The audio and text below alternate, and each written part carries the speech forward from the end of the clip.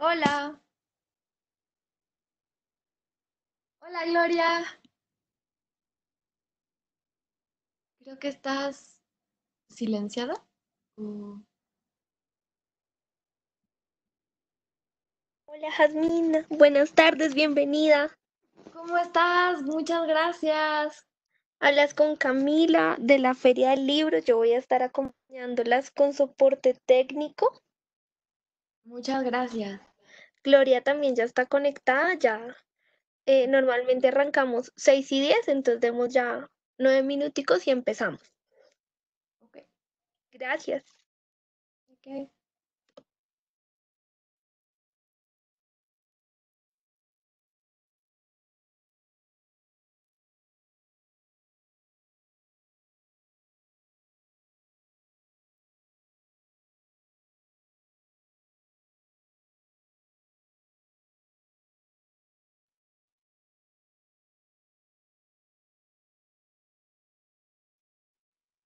Hola a todos, eh, bienvenidos a esta última sesión de nuestro club. Hoy tenemos una super mega invitada, tenemos a Jasmina Barrera que está con nosotras en este club y mientras la gente se va conectando, pues quiero contarle un poco a Jasmina lo que hemos estado haciendo durante estos días y explicarle a ella también un poco cómo es la participación extraña en esta plataforma.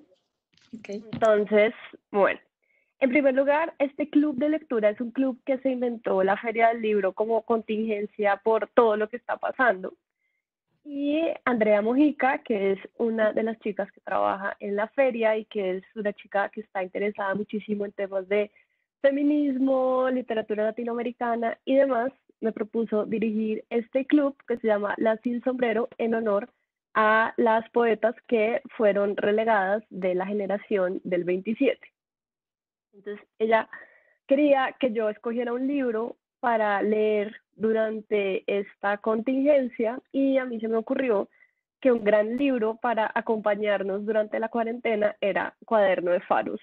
Y a lo largo de pues estas 3 sesiones que hemos tenido de 1 hora, más o menos cada una, hemos tratado diferentes temas de tu libro y ha sido también muy interesante. Yo también lo escogí porque me parecía que es un libro que por ser degenerado en el sentido en el que combina ensayo, diario, cuaderno de viajes, bitácora, confesiones de coleccionista, por un lado se acomoda mucho como a esta idea de la literatura que no necesariamente se ajusta a las normas y que no necesariamente sigue como las convenciones de lo que es narrativa o de lo que es tradicionalmente conocido como una novela, pero por otro lado, porque me parecía que el libro tenía un gran potencial para inspirar a las personas que estuvieran en este club de lectura para escribir y para hacer sus propios cuadernos de diferentes objetos que se encontraran durante el confinamiento. Entonces, la primera sesión hablamos muchísimo sobre la soledad y sobre cómo los distintos formas de soledad, entendiendo como esa parte del libro en la que tú citas a Wilde y hablas de solitude versus loneliness y compartimos muchas experiencias como de las personas que están pasando el confinamiento acompañadas, las que están pasando el confinamiento sin nadie y uno de los ejercicios de escritura que yo les planteé a ellos fue el ver un objeto y aprender a leerlo, porque a mí me parece que tu libro es también un ejercicio de lectura, que lo que tú haces a lo largo de todo el libro es leer el faro como un objeto que es contingente a un montón de metáforas y el que se llena de significado desde diferentes ángulos. Entonces tuvimos mochilas, tuvimos cepillos de dientes, tuvimos un montón de objetos que ellos leyeron y en la segunda sesión hablamos sobre el silencio y el ruido y sobre como esos diferentes fantasmagorías que pueblan la soledad o que pueblan ciertos espacios. y ahí ellos hicieron un diario de ruidos que aparecían durante este tiempo. Y en la última sesión hablamos sobre el aburrimiento y sobre el permitirnos estar aburridos y sobre todas las complejidades que hay dentro de esto. Entonces, esas fueron todas nuestras discusiones que fueron muy interesantes y hay aquí, yo no sé si te alcanzas a ver, bueno, hay como un chat y unas preguntas y respuestas y ellos van escribiendo ahí, los que quieran como preguntar directamente algo, van escribiendo ahí en ese chat Ok. y les abrimos el micrófono y ellos pues hablan contigo y pues conocen más y preguntan más cosas.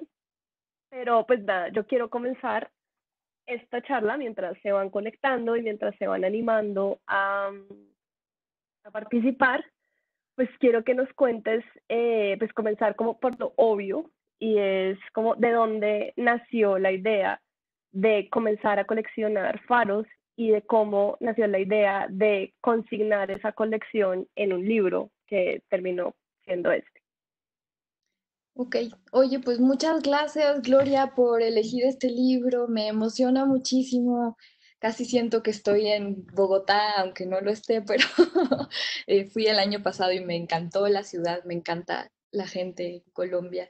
Y, y bueno, suena maravilloso lo que han estado haciendo. Yo creo que tengo muchísima curiosidad. Ojalá que dé tiempo de que me platiquen más sobre sus proyectos y lo que han escrito. Y se me antoja muchísimo tomar un taller así. Y bueno, les platico un poco. Este es un libro que surgió eh, a partir de un viaje. Fue un viaje que hice cuando tenía yo creo que como 19 años o 20 o algo así. Y algunos años después, como 4 o 5 años, empecé a recordar ese viaje y sobre todo me interesaba la coincidencia de, de este viaje que hice a un faro en Oregon mientras leía To the Lighthouse, al faro, la novela de Virginia Woolf. Y al principio yo solo quería escribir sobre ese viaje y esa lectura. eh, y de pasada se me ocurrió, ¿por qué no ponerme a investigar un poco sobre los faros? Eh, Acabo de leer, entre paréntesis, una frase que dice Virginia Woolf en una entrevista que no conocía, eh, en donde dice algo así como que el faro en su novela no simboliza nada o no significa nada, que, que en realidad era como un símbolo vacío, como una metáfora vacía. Y me encantó porque yo creo que parte de los motivos por los que me puse a investigar sobre los faros fue precisamente para investigar o para tratar de dilucidar qué podría haber estado queriendo hacer o escribir Virginia Woolf hablando de faros en su novela, o por qué el faro, por qué llamarla así. Y bueno, en realidad al parecer no había ningún motivo concreto, pero pasa un poco lo mismo con los faros en ese libro. Yo creo que son a la vez, pues, todo el motivo, ¿no? Son una cosa muy concreta, un objeto muy concreto sobre el que me fascinó investigar y a la vez era un pretexto para ponerme a hablar de un montón de temas que me interesaban y que son circundantes al faro. Entonces, cuando empecé a investigar sobre faros, me empezaron a resultar fascinantes todos, porque era no solo la historia de los faros, sino faros particulares en literatura, faros particulares como edificios arquitectónicos, los fareros y las historias que tenían estos fareros. Entonces era muchísima, muchísima información y, y a la hora de tratar de decidirme por una sola cosa, decidí que no, que más bien quería hacer como una especie de retrato panorámico de colección heterogénea. Em, Pensaba yo mucho en los gabinetes de curiosidades del barroco, que son estas colecciones donde convivían a la vez objetos de muy distinto tipo, algunos eran científicos, algunas eran colecciones científicas y algunos eran sirenas, dragones, ¿no? Como cosas medio mágicas. Em, y yo me imaginaba ese libro como algo así, como una colección heterogénea, como un collage medio, pues sí, muy particular, sui generis. Y, y bueno, así comenzó ese viaje y así comenzaron mis viajes a Faros y mi escritura sobre esos viajes y esa investigación que en el fondo es infinita.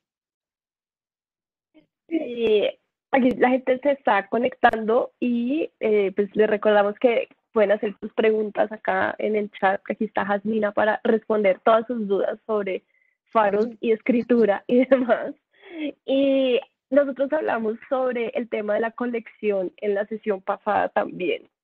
Y sobre una reflexión que haces tú que es muy interesante, que es como esa relación entre la colección y el deseo y como ese desear completar la colección también como que le quita el misterio a la búsqueda y que en algún momento aquí los participantes también hicieron como una relación como con el amor, ¿no? Como eso que nunca dejamos de conocer. O sea, el ser amado se mantiene en un misterio y nunca lo podemos poseer totalmente y no lo podemos como aprender totalmente. Y quería que nos hablaras un poco de esto, como de esa idea de la colección que está detrás y sobre esa idea del deseo también, pues que nos pareció muy interesante y que discutimos la sesión pasada.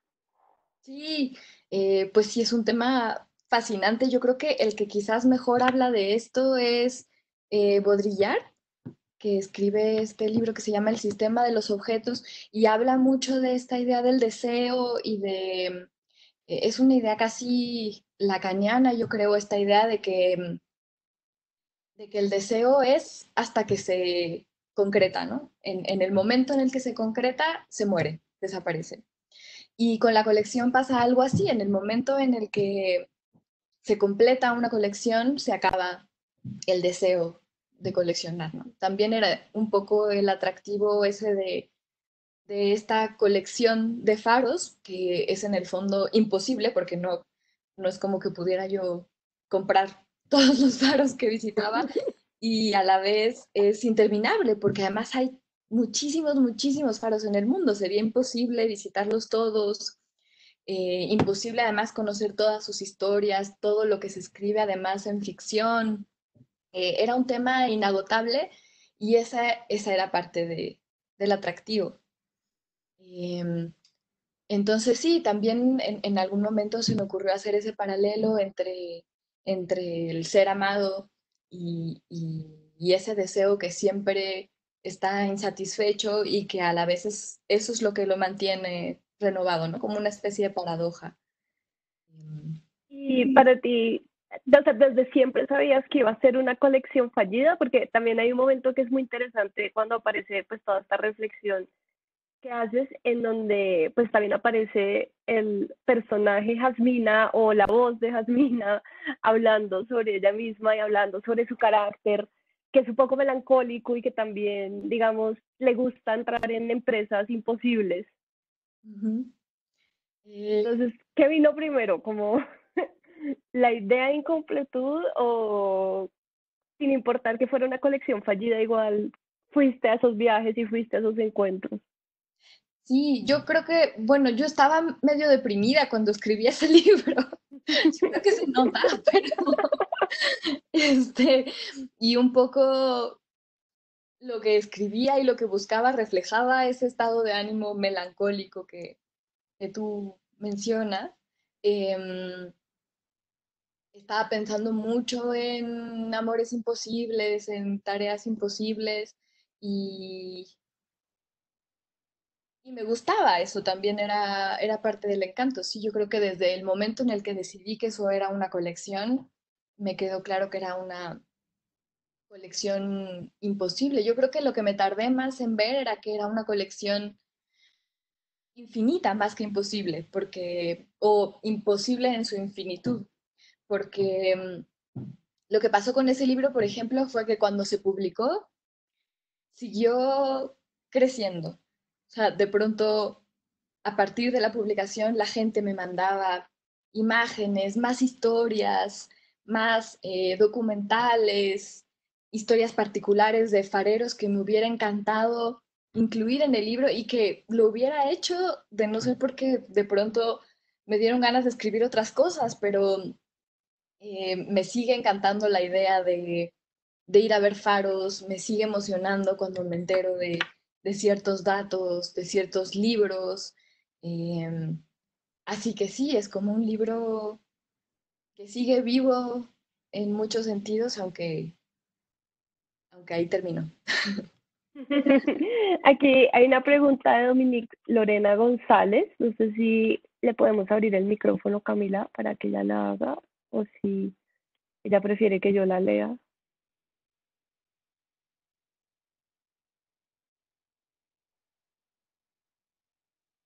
Creo que dice que Para tú... que yo la lea.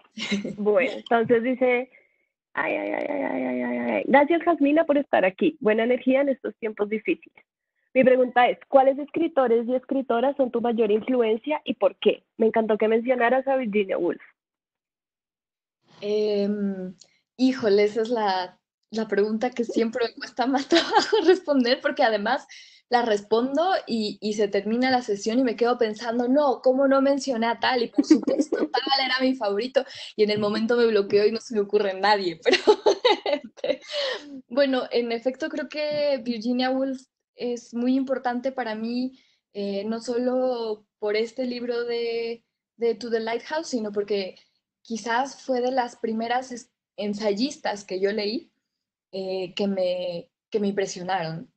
Y mi idea del ensayo surgió de la lectura de los ensayos de Virginia Woolf, que son ensayos muy libres, que están muy mezclados con ficción, que tienen muy buen sentido del humor y a la vez tienen unos arrebatos líricos espectaculares.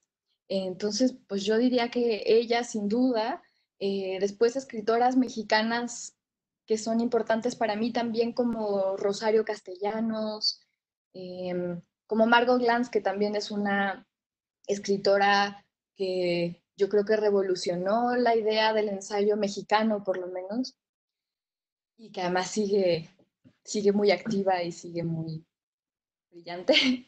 Y después también escritoras contemporáneas o escritores contemporáneos en Estados Unidos, como Maggie Nelson, que me gusta muchísimo lo que hace con los fragmentos y también con las colecciones. Ella tiene un libro que se llama Bluets, que creo que está por traducirse o está ya traducido, y que es una colección de el color azul.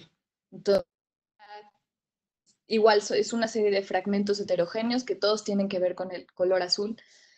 Bueno, ella, Anne Carson, que creo que más bien es canadiense, pero es una escritora que también mezcla muchos géneros, entonces tiene ensayos, poemas, poemas, ensayos, novelas, una escritora brillante. Eh, y, y quien más, bueno, escritoras también como Natalia Ginsburg, me gusta mucho.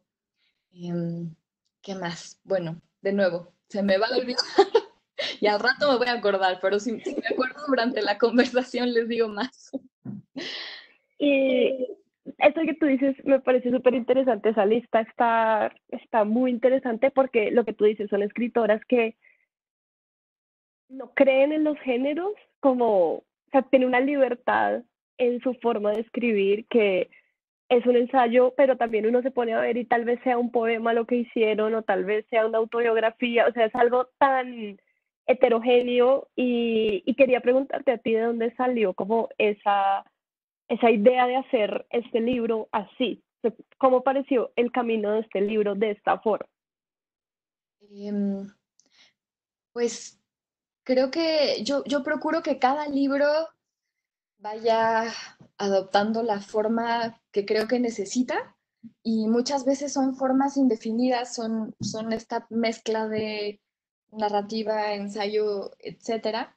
Em, y en este caso creo que tenía que ver con esa idea que mencionaba yo de la colección, em, que a la vez era como una colección de géneros, ¿no? Porque hablaba de faros podía yo pensar en poemas sobre faros, en novelas sobre faros, en estos otros géneros que son como generoides, como el diario, como la bitácora de viaje, como, pues sí, todos estos géneros extraños que también me parecen muy interesantes y mucho también pensando, por ejemplo, en feminismo, son muchas veces las mujeres escribían diarios, ¿no? Estando en, ya me desvié, pero esta mezcla de géneros también me parecía rica, también me parecía interesante y, y yo creo que de ahí surgió esta forma tan particular. Te quería preguntar ahora que estabas hablando como de la vida del libro, también como pues se podía volver infinito y también eso sucede a veces con los libros de poesía, ¿no? Como que uno lo tiene terminado y luego lo vuelve a corregir y puede aparecer una nueva edición de ese libro con esas correcciones y eso se puede ir al infinito. Hay un poeta colombiano, creo que es Luis Vidales, que solamente publicó un libro en vida, pero ese libro cada 10 20 años tenía, le agregaba o le quitaba cosas. Y creo Sí. que, digamos, eso pasa también, ¿no? De lo que estabas diciendo, que te mandan más postales y más cosas, pero cuando supiste que ya era el momento de terminar el libro y decir como, bueno, hasta acá está bien. Sí. Bueno, en el libro hablo de motivos un poco más metafísicos, filosóficos, psicológicos de por qué decidí terminar el libro. Em, Sin embargo, creo que también había este motivo más práctico que era porque quería escribir otras cosas y, y de pronto tenía que elegir, ¿no? Porque no hay tiempo para todo, por desgracia. Y luego lo que sí escribí después también tenía que ver con esto. Por ejemplo, después de eso escribí un libro que creo que nunca voy a publicar porque habla muy mal de mi padre, pero, pero escribí un libro sobre los museos de historia natural y, y tenía todo que ver con este libro porque hablaba de colecciones, hablaba de, eh, bueno, básicamente de colecciones, pero, pero también un libro que terminé hace un par de años que está publicándose ahora sobre maternidad también es una especie de colección de temas que tienen que ver con maternidad. Así que en el fondo es un poco como si fuera un solo gran libro que de pronto partí, porque era lo que yo iba pensando y como se fue ordenando y como los intereses de pronto se iban encendiendo más hacia un lado que hacia otro. Eh, entonces sí, creo que el momento en el que decidí que tenía que terminar ese libro fue cuando me dieron ya muchas ganas de escribir otro. Aquí Lauri Ariza pregunta, ¿qué obstáculos tuviste cuando escribiste el libro? Em, bueno, muchos. Primero, por ejemplo, me costó trabajo pensar cómo podía hacer para ordenar los fragmentos, porque empecé a recopilar todos estos fragmentos y no sabía qué hacer. Y en algún momento di con un programa, con un procesador de palabras que, que tenía una función para usar los fragmentos como si fueran post-its. Entonces tú los podías mover físicamente en la pantalla y esto me servía muchísimo para pensar en esta idea que les decía del libro como si fuera un collage, ¿no? Como un montaje visual. Em, entonces ahí más o menos pude resolver ese obstáculo. Luego otros obstáculos eran dudas porque pues lo empecé a escribir cuando no había publicado tanto, cuando tenía inseguridades de otro tipo, porque no es que no las tenga todavía, pero por ejemplo, me preocupaba esto de que el libro no tuviera un género definido, ¿no? Que algunas personas lo consideran un problema, empezando por los libreros que no saben dónde, en qué estante colocar el libro, ¿no? Eh, entonces, bueno, yo estaba en talleres en esa época, estaba en una cosa que se llama en México la Fundación para las Letras Mexicanas, y, y tenía talleres una vez a la semana, un taller de ensayo con las mismas personas que leían nuestros textos. Y a veces esa era la crítica, ¿no? ¿Y esto qué es? ¿Esto es una narrativa o esto es ensayo? O es... Y esa necesidad de definir las cosas me angustiaba. Eso también fue un obstáculo en algún momento. Em, y, y bueno, por ejemplo, más tarde estuve en otro taller en una maestría que hacía yo en Nueva York y alguno de los maestros que leyeron ese texto, que todavía estaba inconcluso, me decían que era muy poco personal, por ejemplo. Y a partir de ahí lo hice más personal, pero sí hubo un momento de crisis en el que no supe muy bien qué estaba haciendo, este, por qué estaba haciéndolo, ¿no? Dudas existenciales que te hacen cuando estás Creo escribiendo. que no hay nada que genere más dudas existenciales en uno que esa maestría en Nueva York que ¿Tú la también tomaste? tomé. Sí. Sí, No, pero bueno, creo que tú lo hiciste después que yo creo. yo creo Yo lo sí. hice en el 2012. Así yo la hice en 2014. Sí. Sí, claro, ¿no? Y esta cosa de Sí. los talleres también me pasaba que llevaba un mismo texto, por ejemplo, a dos talleres con dos maestros que yo admiraba y que me daban opiniones completamente opuestas. Y entonces, ya no sé qué hacer, ¿no? Además, soy una persona que le gusta complacer, que es medio complaciente a ratos, entonces decía yo, no, pero ¿cómo hacer? ¿A quién le hago caso? ¿Qué es esto? Y el problema es que los libros luego terminaban siendo medio Frankensteins, así como cosas extrañas, pero bueno, sí, eso también fue un problema. Ahora, Dominique, vuelvo a preguntar si has sufrido el síndrome de la hoja blanca, cuánto te duró y cómo te sobrepones a eso, como al bloqueo de escritor. Sí. Yo no sé si exactamente el bloqueo de la hoja blanca, porque suelo tener varias ideas de cosas que quiero escribir y además rara vez me permito terminar un proyecto o dar por terminado un proyecto antes de tener otro en mente, eh, porque me agarra horror al vacío. Entonces, prefiero no. Y bueno, puedo yo seguir corrigiendo un libro eternamente y eso me da tiempo de mientras pensar otra cosa y en lo que se me ocurre, corrijo y corrijo y corrijo. Y la verdad es que también me gustan mucho los ejercicios. Si en algún momento no sé muy bien qué escribir o me aburro de lo que estoy escribiendo o tal, me gusta plantearme ejercicios que pueden ser escribir un cuento a partir de un objeto o como justo el tipo de cosas que tú les has propuesto estos días, ¿no? Y eso me sirve muchísimo. Sí. Aquí Michelle Cedeño tiene una pregunta, no sé si Michelle la quiere hacer en voz alta o si la leo.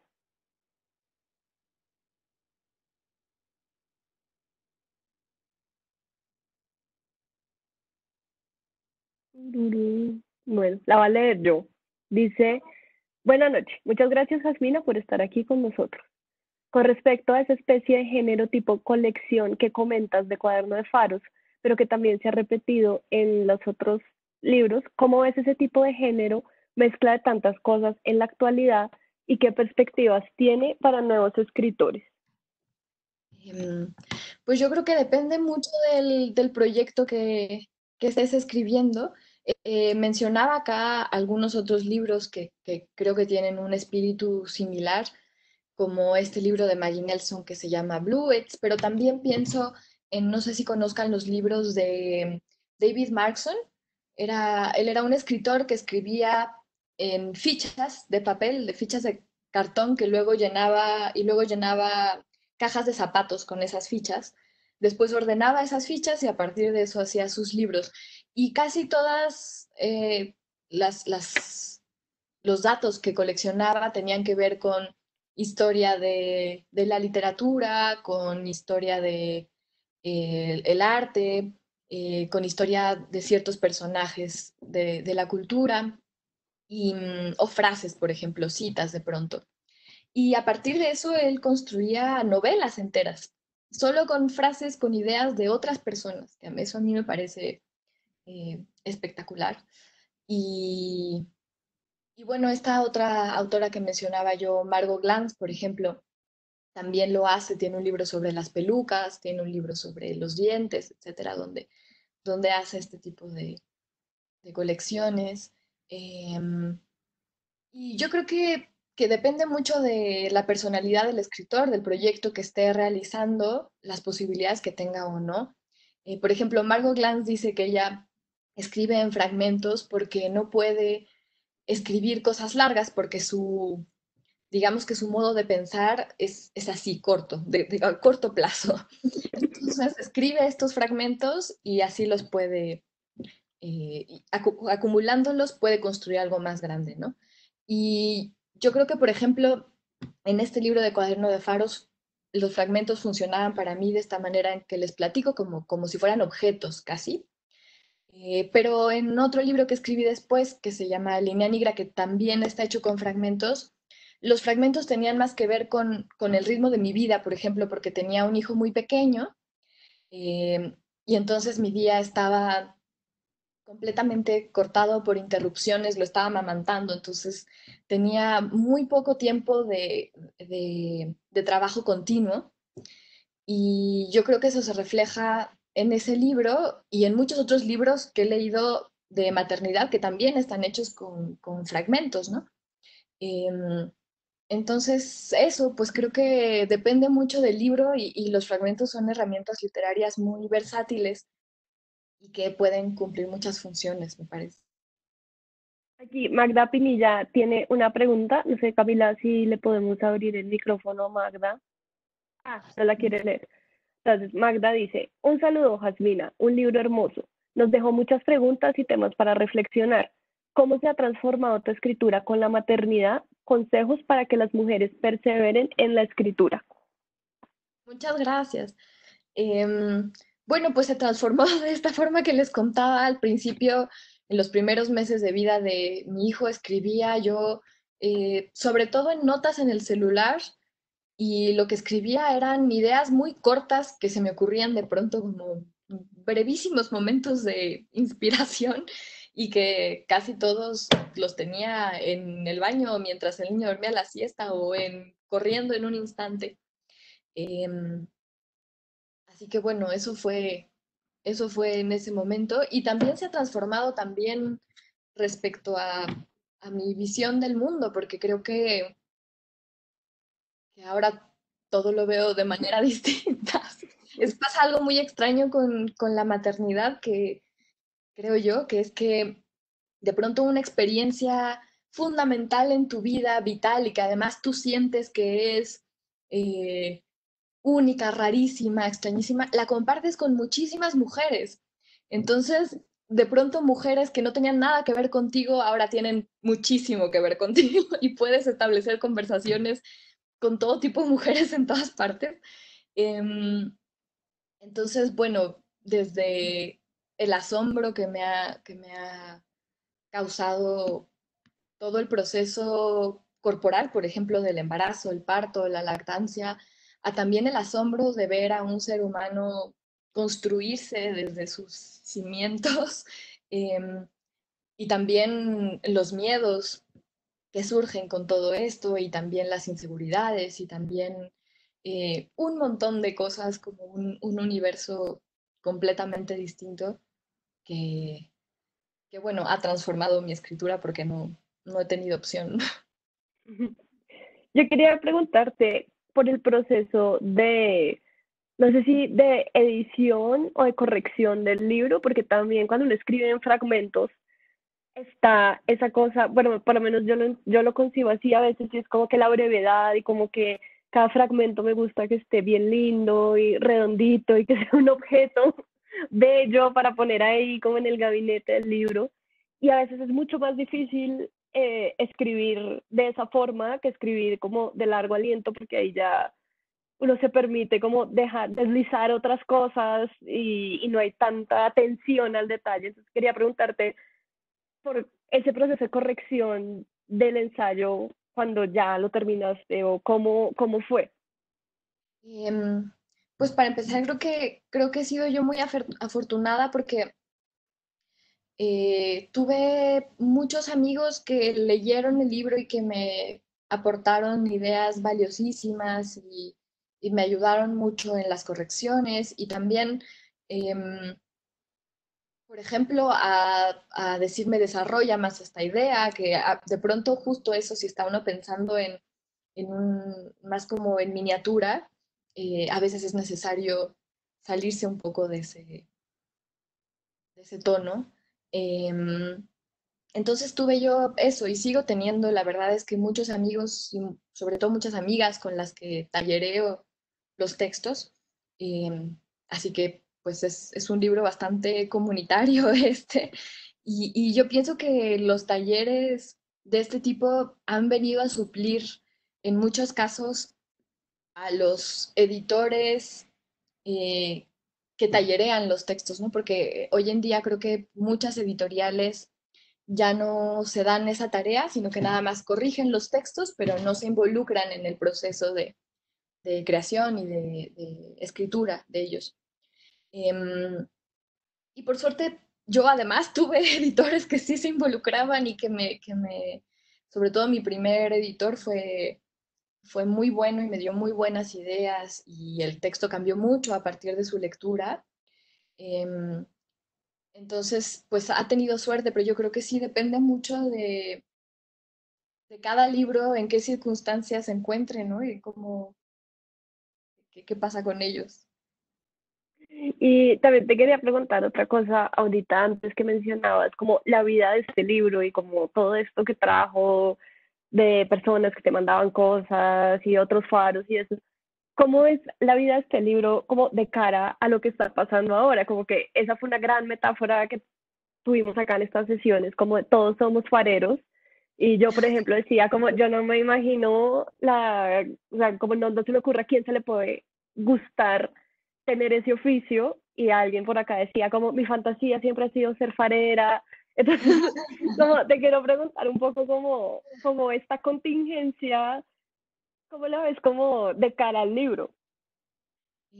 Bueno, quizá ahí está la diferencia entre la soledad elegida y la soledad impuesta, ¿no? Porque no es lo mismo irte de farero, de ermitaño, lo que quieras un rato sabiendo que puedes terminarlo en el momento en que quieras, sabiendo que es una elección y que te lo impongan, ¿no? Y, y, y yo creo que yo tampoco aguantaría, soy demasiado gregaria, pero por ejemplo, leyendo estas historias de fareros, con el fin de la época de la farería, em, debido a todas las tecnologías que han ido apareciendo, había muchos fareros que pedían su trabajo de vuelta, que estaban muy nostálgicos y que decían que les gustaba mucho. Y, y yo creo que para mí, por ejemplo, siempre ha sido la combinación de ratos de soledad con ratos de convivencia lo que logra en mí una especie de balance. Pero bueno, entiendo que haya personas que lo sufren mucho y que haya personas que lo disfrutan, ¿no? También depende mucho de la personalidad. Yo lo que he pensado tratando de reflexionar sobre este libro en esta circunstancia, pensaba que bueno, los fareros son una figura contradictoria porque por un lado se alejan de la humanidad y muchas veces son incluso, algunos dicen que lo hacen porque no les gusta la humanidad o porque son medio misantrópicos, etcétera. Em, y por otro lado, la tarea que llevan a cabo es muy humanitaria y es una tarea que busca salvar a las personas en ese estado tan vulnerable en el que están en el mar, ¿no? En naufragios, etcétera. Entonces, eh, pues es esa paradoja, ¿no? Entre alejarse de la sociedad para salvaguardarla. Y creo que lo que nos está tocando hacer a muchos en este momento es precisamente eso, ¿no? Nos tenemos que alejar de la sociedad para protegernos y para proteger a las personas que queremos. Em, Así que bueno, sí nos toca ser fareros a todos un ratillo. Otro de los temas que tratamos allí que tienen que ver con lo que estás hablando es pues otro gran tema que es un tema pues muy importante para la agenda del feminismo, pero que está de manifiesto con todo lo que está pasando con la pandemia, es el tema del cuidado. Y hablamos un poco sobre esa paradoja, sobre cómo los trabajos de cuidado, que son trabajos pues, domésticos, feminizados, que en la época en la que los fareros existían, pues eran confinados, o sea, eran trabajos que estaban confinados solamente a mujeres, pero que los fareros igual tenían un trabajo de cuidado y también tenían que realizar todas esas labores de cuidado dentro de los faros, pues que era muy extraño que hubiera un farero con esposa, hijos, que fuera, que luego, bueno, tú hablas de cómo en la guerra sí aceptaban esas familias esos trabajos, pues porque les garantizaba un techo y una comida. Y hablamos de eso, de lo interesante de cómo el farero también era una labor como feminizada en ese sentido, y que subvertía los roles de género y que era muy interesante. Sí, y yo creo que, bueno, por muchos motivos era un trabajo principalmente de hombres, entre otras cosas porque tenía mucho de manejo de maquinaria pesada, ¿no? Literalmente eran máquinas que requerían una fuerza física muy grande en una época, pero sí durante el siglo XX se liberó el trabajo para las mujeres en varios países y muchas de las últimas fareras eran precisamente eso, fareras, ¿no? Algunas, por ejemplo, se convirtieron una vez que los faros se volvieron eléctricos, se volvieron las cuidadoras de los museos, porque los faros se transformaban muchas veces en museos. Y hay muchas historias recientes, testimonios de mujeres fareras que están comenzando a aparecer.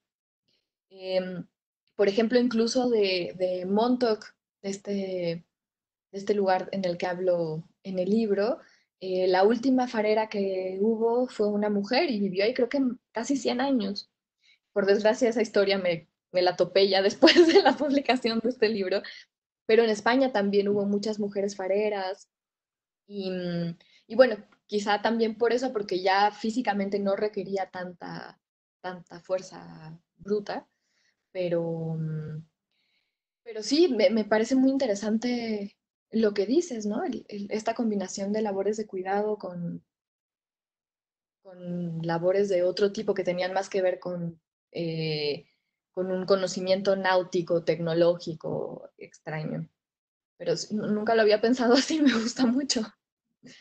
Aquí Soraya tiene una pregunta que dice, en el libro se hace referencia a la sirena de Ray Bradbury.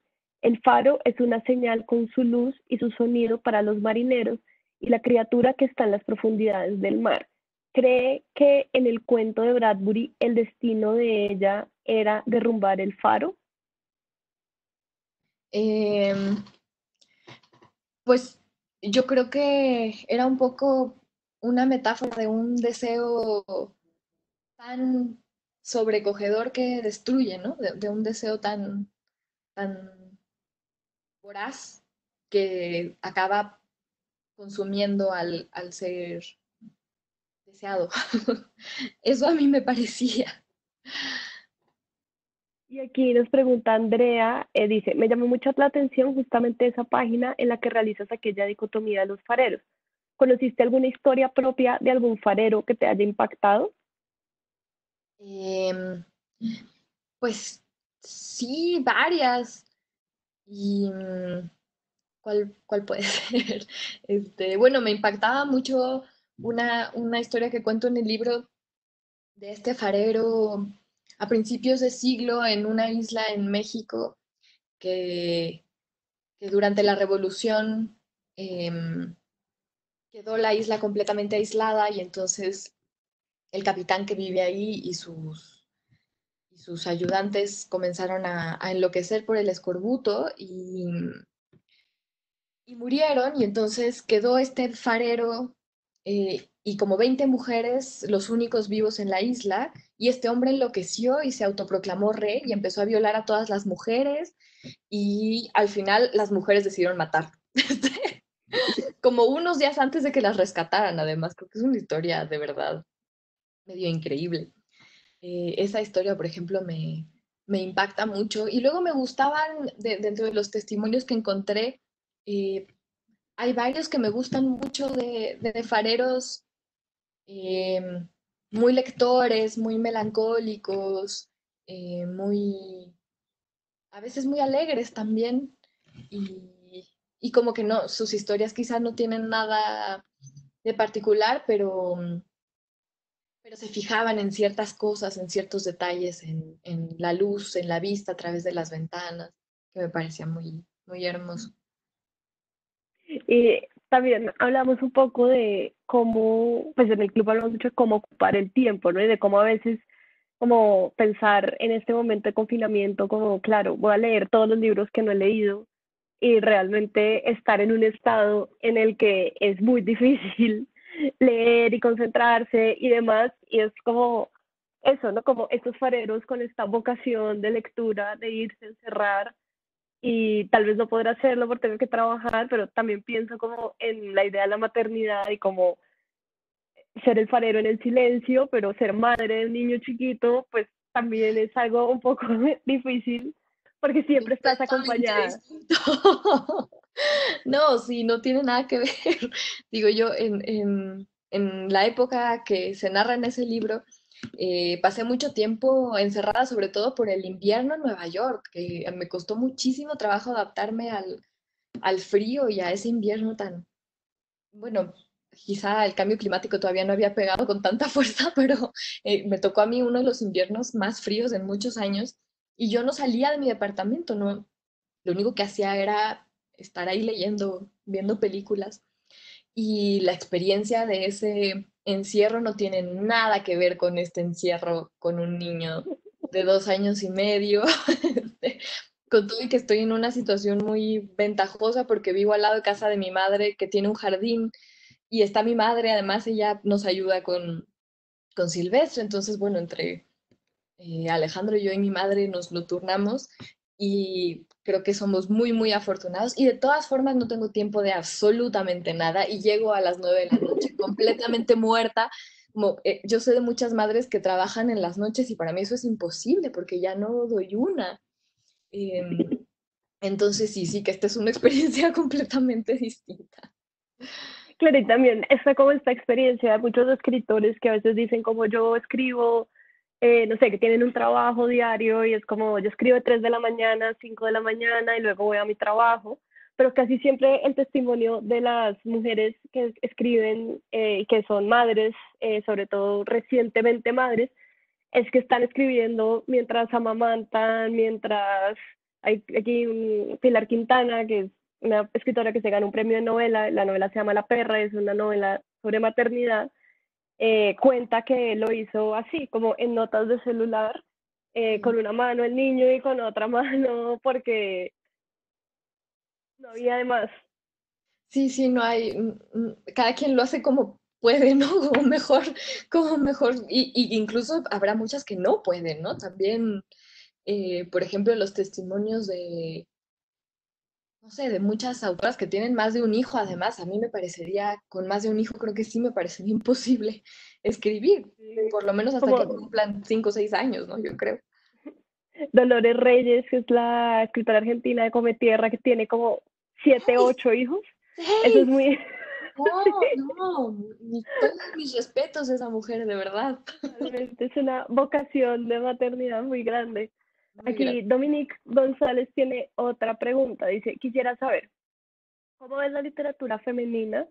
Si la leen más los hombres hoy en día, recuerdo leer que estas escritoras famosas como J.K. Rowling o E.L. James les sugirieron utilizar las iniciales para que no se dieran cuenta que eran mujeres. Ah, mira, qué buen dato, no sabía. No. Wow. Pues no lo sé, fíjate, yo creo que sí, digo, quizás estoy siendo muy optimista, pero se acaba de publicar este libro mío sobre maternidad acá en México y yo dije, lo van a leer puras mujeres. que- y no, la verdad es que los primeros en comentarla y creo que incluso en leerla han sido hombres. Así que quizá, ojalá algo sí esté cambiando. Em, yo creo que hay mucho de la experiencia de las mujeres que todavía no ha sido explorado, narrado, y espero que los hombres también tengan curiosidad sobre todo toda esta otra mitad de la humanidad de la que no sabían tanto, ¿no? Este, las mujeres sí que hemos sabido mucho de los hombres durante muchos siglos. Y bueno, por lo menos lo que sí es cierto es que yo creo que a partir del Me Too eh, ha habido un énfasis en las escritoras mujeres, han ganado muchos premios, están muy presentes, muchas muchos de los libros que más éxito han tenido en México en los últimos años a nivel de crítica han sido libros de mujeres. Sin embargo, sí, claro, si uno ve las estadísticas de libros publicados, siguen ganando los libros de hombres por mucho en México. Si uno ve las mesas de novedades, sigue habiendo una gran mayoría de libros de hombres. Quizá hay más mujeres que están ahora en los spotlights, como pero eso no significa que haya una paridad en estadística en el gremio, creo yo. Aquí, Faro de Montaña uno pregunta, la presencia de los faros no es lo importante, es la luz y el sonido lo que guía. No hay que ver la estructura, sino las señales. ¿No cree que en eso se parecen los faros al amor? ¿Cómo era? El Mira, sonido, la luz y la, el la sonido. presencia de los faros no es lo importante, es la luz y el sonido lo que guía. No hay que ver la estructura, sino las señales. ¿No cree que en eso se parecen los faros al amor? Sí, sí. Creo que tendría que estudiar un poco más la pregunta, pero me parece que sí, ¿por qué no? Este, de acuerdo en que las señales son lo importante. Algo muy bonito de los faros, me parece a mí, es que, claro, tenemos esta idea de una construcción muy eh, magnífica, muy majestuosa, y sin embargo hay muchísimos faros alrededor del mundo que son tres piedras y un fueguito, ¿no? Y como hay faros muy sencillos y en realidad lo único que importa es que haya luz que guíe. Eh, este faro del que hablaba ahora, del farero que enloqueció, era un faro así, eran como cuatro piedras puestas una encima de la otra y hasta arriba un fuego. Y eso era todo. Así que sí, lo importante son las señales Sí, de luz. exacto. Aquí María Clara dice, yo quisiera escuchar algo sobre esa anécdota de tu amigo Sergio que murió en el mar, la idea del mar como algo sagrado y pues lo de que él va a ser joven y tú no. Me interesa mucho esa idea y la influencia del mar en todo esto de los faros. También quisiera saber eso del miedo, de sentirte demasiado cómoda con la repetición de los días y la mínima interacción con los otros. Sé que son experiencias de encierro diferentes, pero me pregunto si las ideas de muerte siguen siendo iguales. Ujú. Bueno, no sé qué más contar de esa historia de mi pobre amigo Sergio. Era un amigo muy querido mío de la universidad. Em, que eso, se murió ahogado en una playa en México, donde además yo ya sé de varias personas que han muerto ahogadas. Y, y quizá tratando de que esa muerte tuviera otro tipo de trascendencia para mí, pensaba eso yo, que el mar que morir en el mar es una muerte que tiene algo de sagrado, ¿no? Que tiene algo como de, de muerte de una realeza muy antigua, ¿no? Estos barcos vikingos que echaban, estos entierros vikingos que echaban en un barco encendido en llamas a sus muertos, que me parece el funeral más hermoso del mundo. Pues yo pensaba algo así, que de todas las muertes posibles, me parece una de las más sublimes, quizás. Em, y la influencia del mar en todo esto de los faros. Bueno, y respecto al miedo, sí, yo creo que en esta depresión que estaba yo viviendo cuando escribí, ese libro, me seducía mucho la, aislarme por completo, ¿no? Me parecía muy seductor em, minimizar la interacción con los otros para minimizar el dolor que a veces provoca esa interacción, ¿no? Em, y, y en esta idea como de petrificarte, ¿no? De cerrarte por completo a la emoción y de convertirte en un faro en ese sentido. Em, sí que las ideas de muerte han cambiado muchísimo para mí a partir de la maternidad también, porque yo era una joven melancólica y medio darks, a la que la idea de la muerte de pronto le parecía muy seductora, muy atractiva, y ahora me da terror, porque hay alguien que me necesita viva y de pronto la muerte ya no es una opción, ya ni siquiera me interesa.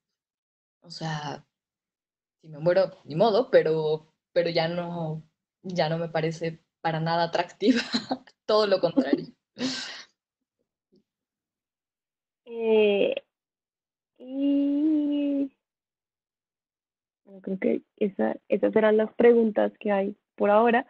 Eh, Otra de las cosas que me pareció que muy interesante es que en un momento también hablas del nombrar, ¿no? Como los nombres en el ritual, en ponerle un nombre a las cosas. Y me parece que también pues, claramente tiene que ver con tener un hijo. También hay algo ahí en ese acto de nombrar al otro y creo que de eso no alcanzamos a hablar mucho aquí en las sesiones, pero sí como en esa relación entre ese mundo marino, marítimo, tan masculino, pero el mar siendo pues este lugar de la naturaleza gigante que también podría ser el reino de lo femenino, donde están las sirenas, que son como estas enloquecedoras de hombres. Entonces quería que nos hablaras un poco más como ese universo marinero, por decirlo de alguna forma. Sí, sí, sí, es cierto que era un universo mucho más eh, masculino en términos prácticos, pero que en términos mitológicos es muchas veces muy, muy femenino, ¿no? Em, y pues, ¿qué más podríamos decir?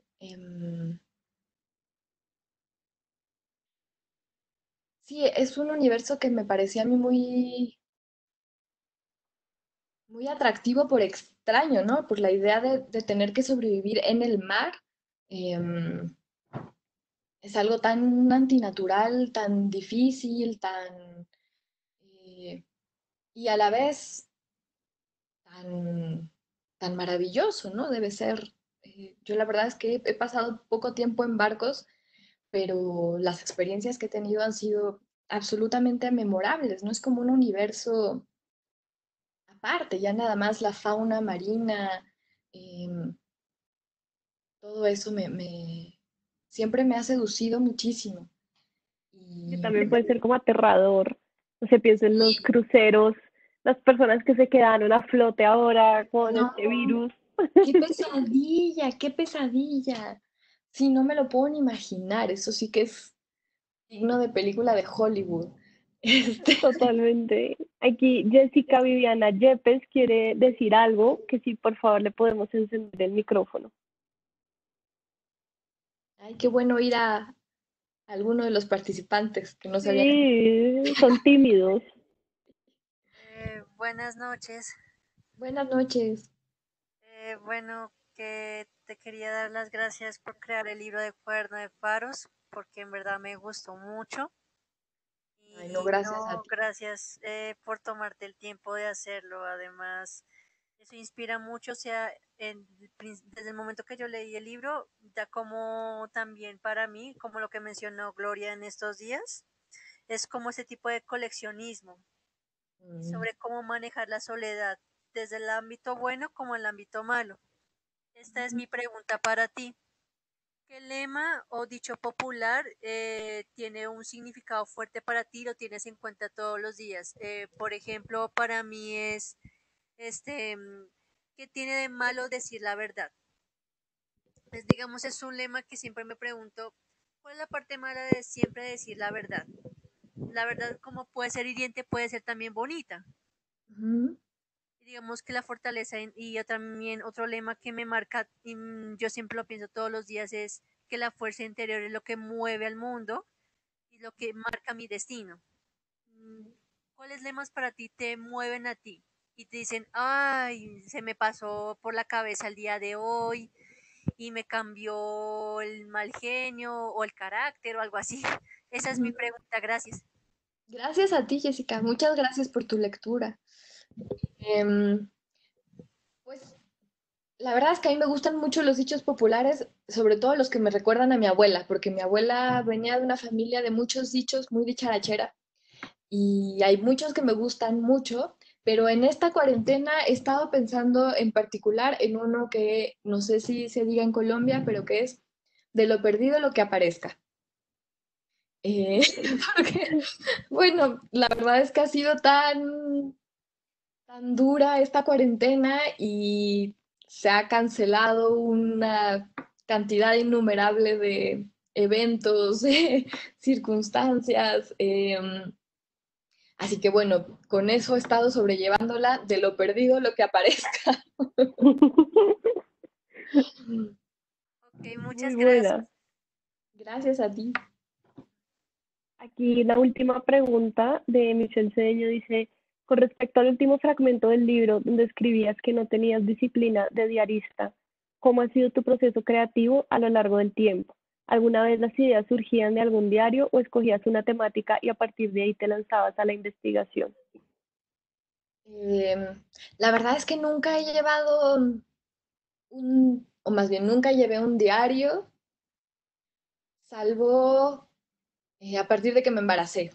Cuando me embaracé, empecé a escribir un diario de embarazo que se convirtió al final en ese libro, eh, Línea Negra. Y, y pues creo que mi proceso creativo ha sido siempre muy distinto dependiendo de mis circunstancias, del proyecto, eh, pues eso. Por ejemplo, ahora estoy escribiendo una novela mucho más convencional, así como con personajes y todo ficción y bueno. Y de pronto me detengo y digo, de verdad, ¿y por qué estoy yo haciendo esto? Creo que porque tiene sentido para lo que quiero contar, pero pues sí que ha sido muy distinto cada vez. Y aquí Jorge Caro quiere que le hablan el micrófono.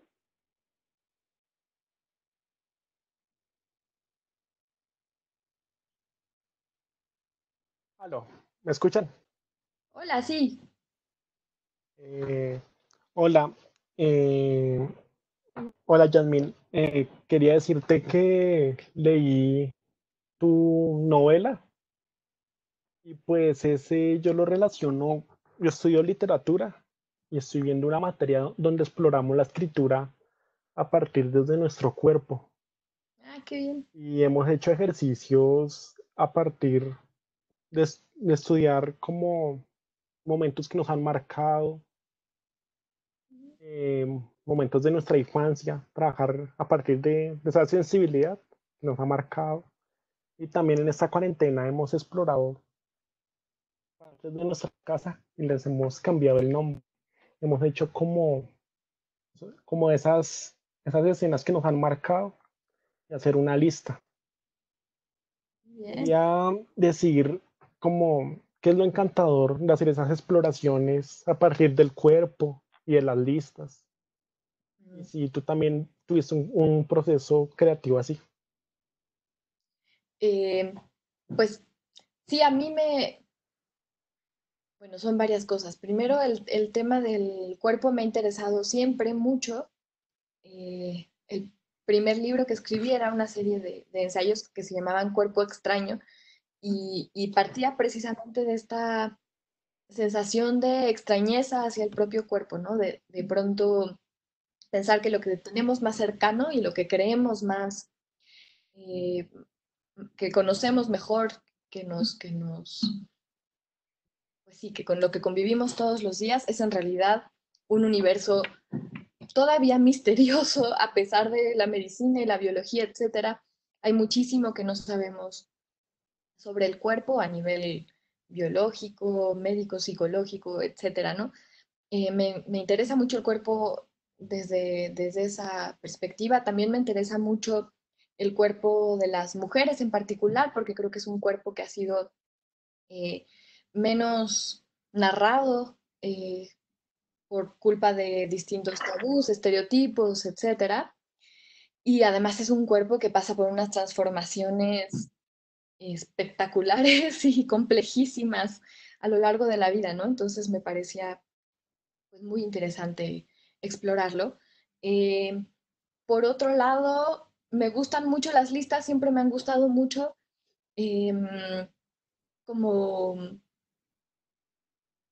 como género, casi un género literario, ¿no? Y hay muchos autores que me gustan mucho que las trabajan muy bien y entre ellos uno que no hemos mencionado, pero que tiene que ver con todo lo que han estado ustedes mismos haciendo es George Perec, que, que escribió esta maravillosa eh, novela sobre objetos, en donde cada objeto se vuelve un montón de historias, ¿no? Y cada objeto es como en ese ejercicio que tú planteaste, se puede leer hacia muchísimos niveles, desde un nivel socioeconómico eh, hasta un nivel histórico, literario. En un objeto está involucrado a veces el diseño, a veces la naturaleza, a veces no. Hay tantas cosas que decir acerca de cualquier mínimo objeto y a mí eso me parece fascinante. Yo creo que uno em, pues escribo yo en gran parte por curiosa, porque, porque todo me da curiosidad y yo creo que nada se refleja, o nada refleja tanto esta curiosidad extrema como estos libros de Perec o estos ensayos de Perec, donde a partir de un solo objeto puede dar innumerables historias, ¿no? Albina, muchísimas gracias por estar con nosotros en esta última sesión. La verdad es una súper fortuna poder contar contigo para acompañar y materializar nuestra lectura y todas nuestras hipótesis y todos nuestros comentarios. La verdad fue un gran regalo de tu tiempo y de Laguna Libros que nos ayudó a gestionar este espacio, así que de verdad te lo agradecemos infinitamente. Ay, no, gracias a ustedes, de verdad que fue un placer, qué maravilla y muchísimas gracias por sus lecturas, me conmovieron mucho. Bueno, pues te mando un abrazo y nada, muchas gracias a ustedes por acompañarnos estas 4 sesiones y ahí queda el libro para que lo sigan leyendo y pues cuando haya mundo y haya ciudades y aviones, podrás venir a firmárselos a todos los participantes de este club. Muchísimo gusto. Muchísimas gracias y mucha suerte en estos días tan Lo extraños. mismo, dale, Que vaya chao. muy bien. Chao.